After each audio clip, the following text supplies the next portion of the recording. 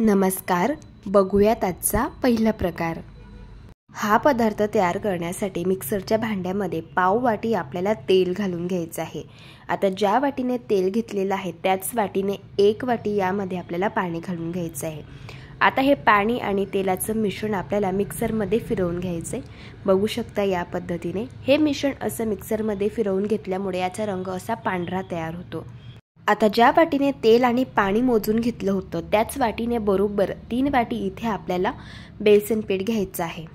आता यामध्ये काही मसाले घालून घेऊया। पाव चमचा ओवा घालायचा आहे, अगदी चिमूटभर हळद घालायची आहे। हळद जास्त घालू नका, नाहीतर मग याचा जो रंग आहे पदार्थाचा तो चेंज होऊ शकतो, त्यामुळे हळद जास्त घालायची नाही। अगदी चिमूटभर बेकिंग पावडर यामध्ये घालायची आहे। चवीप्रमाणे मीठ घालून घ्यायचं आहे आणि हे सर्व जिन्नस आपल्याला चांगले मिक्स करून घ्यायचे आहे। याला मिक्स करून घेतलं। आता आपण तेलाचं आणि पाण्याचं जे मिश्रण तयार करून घेतलं होतं ते थोडं थोडं या पिठामध्ये घालून घ्यायचं आहे आणि पीठ आपल्याला चांगलं भिजवून घ्यायचं आहे। असं थोडं थोडं हे मिश्रण घालायचं, म्हणजे पिठाच्या गाठी होत नाही आणि अगदी परफेक्ट असं हे मिश्रण तयार होतं। हे पीठ भिजवण्यासाठी इथे आपण पाव वाटी तेल आणि 1 वाटी पाण्याचा वापर केलेला आहे, तर हे मेजरमेंट अगदी परफेक्ट इथे झालेलं आहे। जर तुम्हाला वाटत असेल पीठ खूप घट्ट झालेलं आहे तर 1 ते 2 टेबलस्पून तुम्ही पाणी वरून वापरू शकता। आता याला मी चांगलं मिक्स करून घेतलेलं आहे। तुम्ही या मिश्रणाची थिकनेस बघून घ्या, या पद्धतीचं आपल्याला हे मिश्रण हवं आहे। असं जर हे मिश्रण सैलसर असेल तर या मिश्रणापासून आपण जो पदार्थ तयार करणार आहोत तर तो छान खुसखुशीत आणि क्रिस्पी कुरकुरीत तयार होणार आहे। त्यामुळे बॅटरची थिकनेस अशाच पद्धतीची ठेवायची। आता इथे आपल्याला गाठिया शेव तयार करायची आहे। त्यासाठी स्पेशली गाठिया बनवली जाते, तर ती थाळी आपल्याला या पद्धतीने साच्याला लावून घ्यायची आहे। आता हे तयार करून घेतलेलं मिश्रण आपल्याला या साच्यामध्ये घालून घ्यायचं आहे। आता साचा बंद करूया आणि लगेच आपल्याला शेव बनवायला सुरुवात करायची आहे। आता गाठिया शेव तयार करण्यासाठी तेल इथे आपल्याला कडकडीत गरम करून घ्यायचं आहे। लक्षात ठेवायचं, शेव बनवण्यासाठी कधीही तेल कडकडीत गरम करून घ्यायचं, त्यामुळे शेव क्रिस्पी आणि कुरकुरीत अशी तयार होते। आता या पद्धतीने आपल्याला ही शेव अशी तेलामध्ये गाळून घ्यायची आहे। बघू शकता शेव इथे मी छान गाळून घेतलेली आहे। ही शेव आपल्याला गॅसच्या मीडियम फ्लेमवरती क्रिस्पी आणि कुरकुरीत होईपर्यंत चांगली फ्राय करून घ्यायची आहे। अशी ही शेव तेलामध्ये घातल्यानंतर लगेच पलटी करायचं नाही। शेव तेलामध्ये घातल्यावरती बघू शकता भरपूर यावरती बबल्स दिसत आहे। हलकेसे असे बबल्स कमी झाल्यावरती आपल्याला ही शेव पलटी करून घ्यायची आणि दुसऱ्या साईडने देखील फ्राय करून घ्यायची आहे। इथे मी ही शेव क्रिस्पी आणि कुरकुरीत होईपर्यंत दोघी बाजूंनी चांगली फ्राय करून घेतलेली आहे। बघू शकता शेवला रंग देखील अगदी अप्रतिम असा आलेला आहे। याच पद्धतीने सर्व शेव आपल्याला फ्राय करून घ्यायची आहे। इथे मी ही गाठिया शेव सर्व फ्राय करून घेतलेली आहे। मस्त अशी मार्केटमध्ये मिळते तशीच क्रिस्पी कुरकुरीत आणि तोंडात टाकताच विरघळेल अशी ही गाठिया शेव घरच्या घरी तयार झालेली आहे। चवीला अगदी छान लागते। या पद्धतीने एकदा ट्राय करून बघा। प्रकार क्रमांक 2। आता हा पदार्थ तयार करण्यासाठी एका चाळणवरती आपल्याला 1 वाटी नाचणीचं पीठ घालून घ्यायचं आहे। नाचणीला नागली सुद्धा म्हटलं जातं। भाकरीला जे पीठ वापरतो तेच पीठ इथे आपल्याला वापरायचे। त्याच वाटीने अर्धी वाटी यामध्ये गव्हाचं पीठ घालून घ्यायचं आहे। आता पोहे खाण्याचा 1 चमचा यामध्ये कोको पावडर घालायची आहे। त्याच वाटीने 1 वाटी पिठी साखर घालायची आहे। अगदी चिमूटभर यामध्ये बेकिंग सोडा आणि 1 चमचा बेकिंग पावडर घालून घ्यायची आहे आणि हे सगळे जिन्नस आपल्याला चांगले चाळून घ्यायचे आहे। असे हे सगळे जिन्नस चाळून घेतल्यामुळे हा पदार्थ छान हलका तयार होतो। आता हे सगळे जिन्नस आपल्याला चांगले मिक्स करून घ्यायचे आहे। ज्या वाटीने आपण हे सगळे जिन्नस मोजून घेतले होते त्याच वाटीने बरोबर अर्धी वाटी यामध्ये आपल्याला साजूक तूप घालून घ्यायचं आहे आणि हाताने हे सगळे जिन्नस आपल्याला चांगले मिक्स करून घ्यायचे आहे। इथे आपण 1 वाटी नाचणीचं पीठ आणि अर्धी वाटी गव्हाचं पीठ घेतलेलं होतं, तर त्यासाठी बरोबर अर्धी वाटी तुपाचं प्रमाण हे अगदी परफेक्ट आहे। छान याला मिक्स करून घेतल्यानंतर याचा आपल्याला असा गोळा तयार करून घ्यायचा आहे। लक्षात ठेवायचं, या मिश्रणामध्ये आपल्याला पाण्याचा किंवा दुधाचा वापर अजिबात करायचा नाही आहे। बघू शकता या पद्धतीने तूप घातल्यामुळे या मिश्रणाला छान बाइंडिंग येते। यावरती झाकण ठेवायचे 10 मिनिटांसाठी आणि हे मिश्रण मुरण्यासाठी ठेवायचं आहे। तोपर्यंत पुढची प्रोसेस बघूया। कढईमध्ये मी तळाला मीठ घालून घेतलेलं आहे। यामध्ये आपल्याला एक रिंग ठेवायची आहे। अशी रिंग नसेल तर डब्याचं झाकण ठेवलं तरी चालेल। झाकण ठेवून आपल्याला कढई प्रीहीट करून घ्यायची आहे। आता इथे बरोबर 10 मिनिट झालेले आहे आणि हे मिश्रण देखील चांगलं मुरलेलं आहे। आता यातील आपल्याला पेढ्याच्या साईज एवढा गोळा घ्यायचा आहे आणि हाताने याला छान असं गोल करून घ्यायचं आहे आणि अगदी हलक्या हाताने टिक्कीसारखं याला आपल्याला असं प्रेस करून घ्यायचं आहे। बघू शकता या पद्धतीने। आता एक फोक घ्यायचा आहे आणि याने अशा पद्धतीने यावरती डिझाईन ही तयार करून घ्यायची आहे। इथे आपली ही नानकटाई तयार झालेली आहे। याच पद्धतीने सर्व नानकटाई आपल्याला तयार करून घ्यायची आहे। इथे मी प्लेटला तूप लावून घेतलेलं आहे। त्या प्लेटवरती या नानकटाई ठेवलेल्या आहे। आता ही नानकटाई आपल्याला बेक करून घ्यायची आहे। तर नानकटाई गॅसच्या मंद आचेवरती 12 मिनिट आपल्याला बेक करून घ्यायची आहे। इथे मी बरोबर 12 मिनिट ही नानकटाई बेक करून घेतलेली आहे। अशी नाचणीची नानकटाई बेक झाल्यावरती थोडासा डार्क रंग यावरती येतो आणि हलकेसे यावरती क्रॅक्स जातात। यावरनं समजायचं नानकटाई इथे आपली बेक झालेली आहे। आता ही प्लेट आपण काढून घेऊयात आणि हिला पूर्णपणे थंड करून घ्यायचं आहे आणि नंतर मग ही नानकटाई आपल्याला डिमोल्ड करायची आहे। नानकटाई पूर्णपणे थंड झालेली आहे। बघू शकता मस्त अशी खुसखुशीत आणि हलकी अशी ही नानकटाई तयार झालेली आहे। दिसायला एवढी सुंदर दिसते त्यापेक्षा चवीलाही अगदी भन्नाट लागते। अशी ही नाचणीच्या पिठाची नानकटाई तोंडात टाकताच विरघळते। लहान काय मोठ्यांना सुद्धा फार आवडेल इतकी चविष्ट तयार होते। एकदा या पद्धतीने तुम्ही नक्कीच ट्राय करून बघा। प्रकार क्रमांक 3।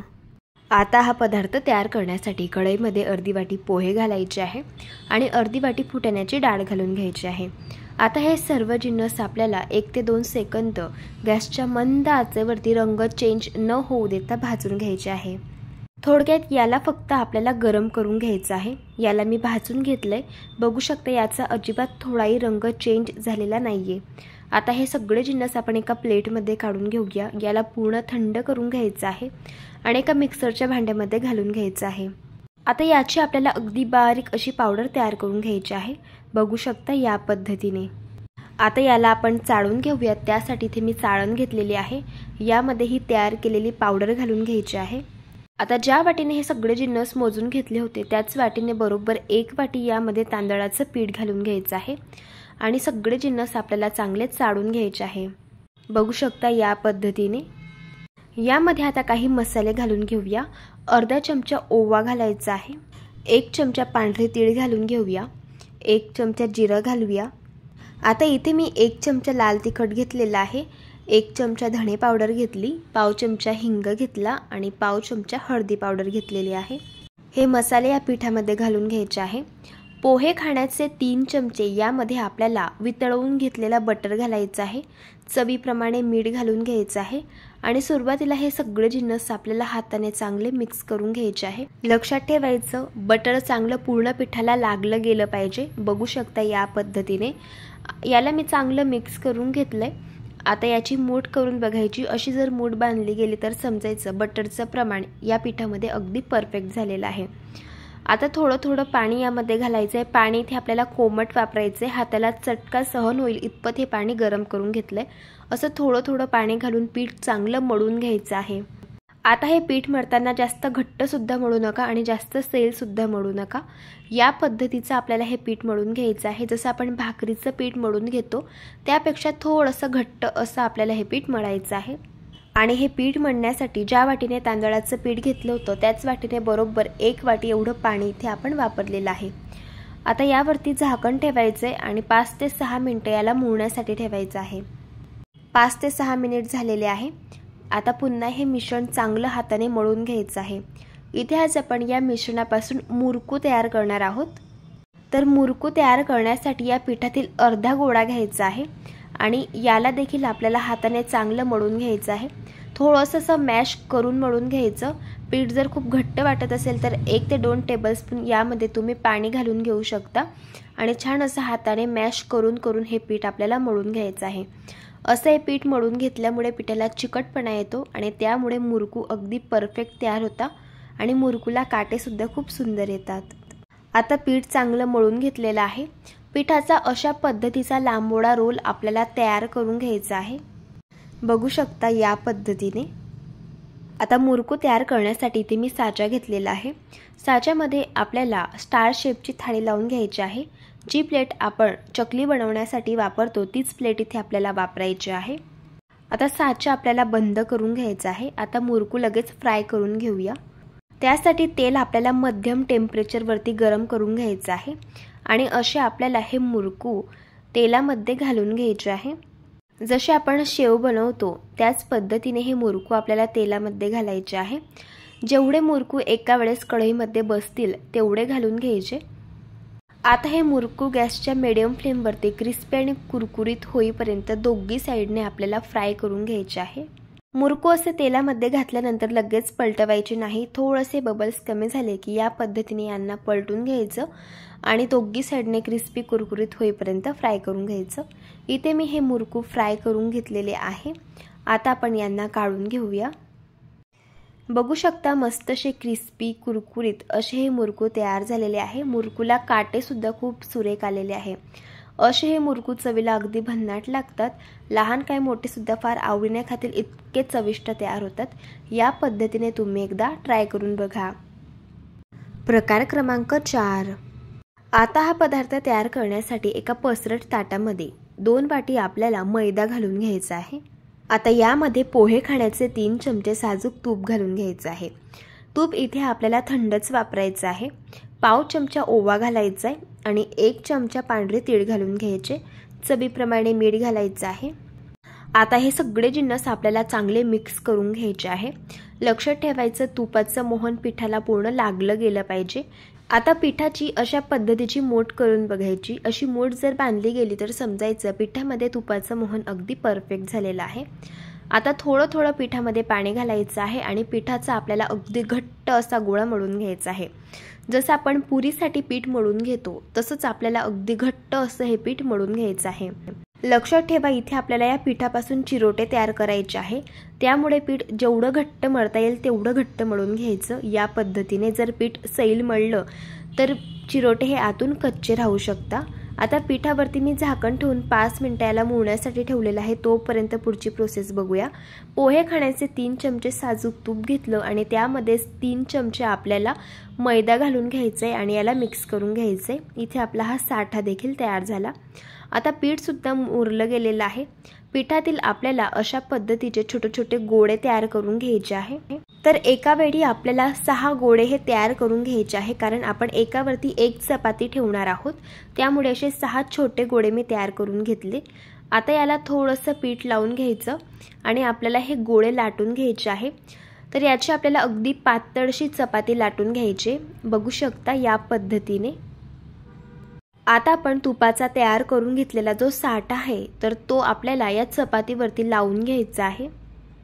साधारण अर्धा चमचा साठा इथे मी या चपातीवरती घालून घेतला आणि असं आपल्याला याला छान लावून घ्यायचं आहे। आता लगेच आपल्याला यावरती दुसरी चपाती ठेवायची आहे। यावरती देखील आपल्याला हा तयार करून घेतलेला साठा लावून घ्यायचा आहे। या पद्धतीने असा साठा लावून घेतल्यामुळे चिरोट्यांना छान लेयर्स पडतात आणि मस्तशी खारीसारखी चिरोटी तयार होता। आता यावरती तिसरी चपाती ठेवलेली आहे। पुन्हा थोडासा साठा लावायचा आहे या पद्धतीने। याच प्रकारे एकावरती एक आपल्याला ही तयार करून घेतलेल्या चपात्या ठेवायच्या आहे आणि बरोबर 6 चपात्या एकावरती एक ठेवून द्यायच्या आहेत। आता इथे मी या सगळ्या चपात्या एकावरती एक लावून घेतलेल्या आहे आणि जी वरची चपाती आहे तर तिला सुद्धा साठा लावून घेतलेला आहे। आता याचा आपल्याला अगदी टाईट अशा पद्धतीचा रोल हा तयार करून घ्यायचा आहे। आता हा रोल आपल्याला हलक्या हाताने असा प्रेस करून घ्यायचा आहे आणि याला कट करून घ्यायचं आहे। साधारण 1-1 सेंटीमीटरच्या अंतरावरती अशा पद्धतीने आपल्याला याला कट करून घ्यायचं आहे। बघू शकता या पद्धतीने। यातील मी एक चिरोटा तुम्हाला दाखवत आहे। बघू शकता याला मस्त अशा लेयर्स पडलेले आहे आणि याच पद्धतीने सगळे चिरोटे मी तयार करून घेतले। आता चिरोटे आपण फ्राय करून घेऊया। तर त्यासाठी तेल मीडियम टेम्परेचरवरती गरम करून घ्यायचं आहे आणि हे चिरोटे आपल्याला गॅसच्या अगदी मंद आचेवरती क्रिस्पी आणि कुरकुरीत होईपर्यंत फ्राय करून घ्यायचे आहे। चिरोटे गॅसच्या मंद आचेवरती फ्राय करून घेतल्यामुळे चिरोट्यांना छान लेयर्स पडतात आणि मस्तसे क्रिस्पी कुरकुरीत असे हे चिरोटे फ्राय होतात। चिरोटे एका साईडने फ्राय झाल्यावरती दुसऱ्या साईडने पलटी करून घ्यायचे आणि मस्तसे क्रिस्पी कुरकुरीत होईपर्यंत हलक्या गुलाबी रंगावरती फ्राय करून घ्यायचे। इथे मी चिरोटे फ्राय करून घेतले। बघू शकता चिरोट्यांना मस्त असे लेयर्स पडलेले आहे आणि छान असे खारीसारखे हे चिरोटे खुसखुशीत तयार झालेले आहे। असे हे चिरोटे चवीलाही अगदी भन्नाट लागतात आणि मस्त असे क्रिस्पी कुरकुरीत असे तयार होता। या पद्धतीने तुम्ही एकदा ट्राय करून बघा। प्रकार क्रमांक 5। आता हा पदार्थ तयार करण्यासाठी 1 कप इथे आपल्याला मैदा घ्यायचा आहे। अर्धा कप यामध्ये बेसन पीठ घालून घ्यायचं आहे। बेसन पिठामुळे या पदार्थाला चव खूप छान येते। आणि पाव कप यामध्ये बारीक रवा घालायचा आहे। लक्षात ठेवायचं बारीक रव्याचाच यासाठी वापर करायचा आहे। अर्धा चमचा बेकिंग पावडर घालून घ्यायची आहे आणि पाव चमचा बेकिंग सोडा घालायचा आहे आणि हे सगळे जिन्नस आपल्याला चांगले चाळून घ्यायचे आहे। असे हे सगळे जिन्नस चाळून घेतल्यामुळे हा पदार्थ वजनाला खूप हलका फुलका तयार होतो। आता हे सगळे जिन्नस आपल्याला चांगले मिक्स करून घ्यायचे आहे। यामध्ये पाव चमचा वेलची पावडर घालून घ्यायची आहे आणि याला मिक्स करून घ्यायचे। इथे आपले हे कोरडे जिन्नस तयार झाले। आता पुढची प्रोसेस बघूया। इथे आपल्याला एका बाउलमध्ये अर्धा कप तूप घालून घ्यायचं आहे। आता हे तूप आपल्याला 6 ते 7 मिनिटं या पद्धतीने चांगलं फेटून घ्यायचं आहे। असं हे तूप फेटून घेतल्यामुळे या तुपाचा रंग पांढरा होतो या पद्धतीने आणि हे तूप देखील अगदी हलकं फुलकं तयार होतं। आता यामध्ये आपल्याला 1 कप पिठी साखर घालून घ्यायची आहे। अशी ही पिठी साखर थोडी थोडी यामध्ये घालायची आहे आणि असं मिक्स करत जायचं आहे। लक्षात ठेवायचं इथे आपल्याला ही सगळीच पिठी साखर वापरायची आहे। आता पिठी साखर यामध्ये घालून घेतली। आता हे मिश्रण आपल्याला पुन्हा 4 ते 5 मिनिटं चांगलं फेटून घ्यायचं आहे। असं हे मिश्रण फेटून घेतल्यामुळे यापासून पदार्थ देखील अगदी हलका फुलका तयार होतो आणि खुसखुशीत बनतो आणि या मिश्रणाचं टेक्स्चर जशी व्हिप क्रीम असते त्या पद्धतीचं तयार होतं। आता हे मिश्रण चांगलं फेटून झालेलं आहे की नाही ते कसं चेक करायचं। थोडंसं मिश्रण आपल्याला असं पाण्यामध्ये घालायचं आहे। मिश्रण असं पाण्यावरती तरंगायला लागलं तर समजायचं मिश्रण इथे आपण चांगलं फेटून घेतलेलं आहे आणि जर हे मिश्रण तळाला जाऊन बसलं तर आणखी 3 ते 4 मिनिटं हे मिश्रण चांगलं फेटून घ्यायचं आहे। आता या फेटून घेतलेल्या मिश्रणामध्ये आपल्याला हे चाळून घेतलेलं जे पीठ होतं तर ते घालून घ्यायचं आहे। असं थोडं थोडं हे पीठ यामध्ये घालायचं आहे आणि असं चमच्याने मिक्स करत जायचं आहे। बघू शकता या पद्धतीने। आता उरलेलं जे पीठ आहे तर ते देखील असं थोडं थोडं घालायचं आणि यामध्ये असं मिक्स करत जायचं आहे। लक्षात ठेवा या मिश्रणामध्ये आपल्याला थोडंही पाण्याचा किंवा दुधाचा वापर अजिबात करायचा नाहीये। त्यामुळे आपल्याला या तुपाच्या मिश्रणामध्येच आपल्याला हे सगळं मिश्रण मिक्स करून घ्यायचंय। सगळं पीठ घालून घेतल्यानंतर हाताने चांगलं आपल्याला हे व्यवस्थित मिक्स करून घ्यायचंय आणि या पिठाचा असा गोळा तयार करून घ्यायचा आहे। इथे आज आपण नानकटाई तयार करत आहोत। इथे आपण जेवढं तुपाचं मिश्रण तयार करून घेतलं तेवढ्या मिश्रणामध्ये बरोबर हा गोळा तयार होतो। जर तुम्हाला मिश्रण फार घट्ट वाटत असेल तर तुम्ही थोडंसं तूप पुन्हा फेटून घेऊ शकता आणि ते तूप यामध्ये घालून मिक्स करून घेऊ शकता।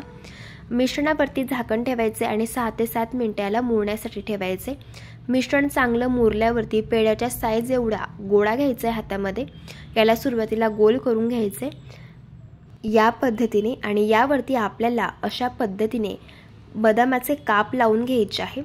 इथे तुम्ही पिस्त्याचे किंवा काजूचे काप सुद्धा लावू शकता आणि हलक्या हाताने आपल्याला याला असं प्रेस करून घ्यायचे आणि तूप लावून घेतलेल्या प्लेटवरती असे हे नानकटाई आपल्याला ठेवून द्यायचे आहे। आता ही नानकटाई आपल्याला बेक करून घ्यायची आहे तर त्यासाठी कढईमध्ये तळाला मीठ घातलेलं आहे आणि एक रिंग ठेवलेली आहे। कढई चांगली आधीच मी प्रीहीट करून घेतलेली आहे। यामध्ये आपल्याला हे नानकटाईची प्लेट ठेवून द्यायची आहे।